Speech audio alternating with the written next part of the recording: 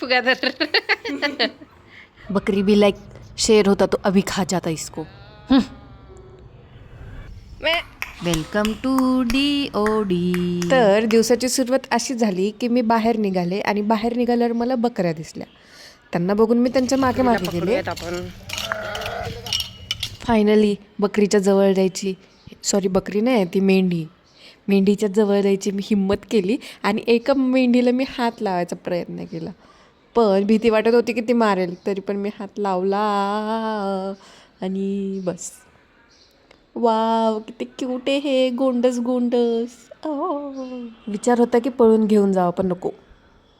नंतर मला हे शेळीचं पिल्लू दिसलं जे की आमच्या घराच्या समोर असतं आणि त्याला पकडायचं म्हणून मागे मागे गेलं तर अरे यार काय पिल्लू आहे हे. त्यानंतर आंब्याचं झाडाचं पान तोडलं आणि त्याच्याजवळ गेले तर तो एवढा भाव खात होता, बाप रे बाप.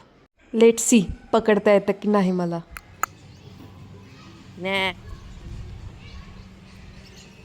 धर. ए बकरी इकडे धर धर धर धर धर धर धर ना. हे ए ए मे मे मे मे मे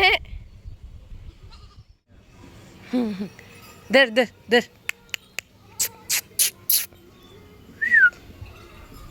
आणलं होतं छोट्या पिल्ल्यासाठी पान, पण दुसरीच बकरी बघत होती तर तिलाच देते. घे घे घे. वाव, किती छान आहे छान आहे. खा खा पूर्ण खा. तिला आंब्याचं पान एवढं आवडलं की बस. शेवटी त्या छोट्या पिल्ल्याला पकडलंच.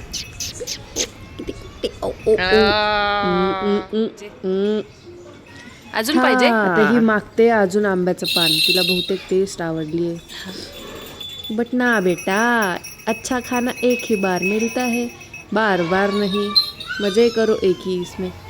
असं म्हणल्यावर कशी रागाने बघते.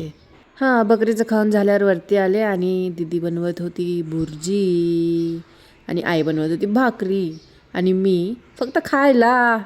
तिथून मी निघाले बड्डेसाठी. पोहोचल्यावर बड्डे गर्लच्याच हातात फुगा दिला आणि तिला म्हटलं फुगव. पण बिचारी फुगवून फुगवून एवढी लाल झाली की. आणि मग मॅडम जी तयार होऊन बाहेर आल्या आणि आम्ही केक कट करत होतो. Happy birthday to you. केकची भरवाभरवी झाली आणि झाला बड्डे संपला. हा, अशा प्रकारे आजचा दिवस संपला आणि व्लॉगही संपला. भेटूयात पुढच्या व्लॉगमध्ये.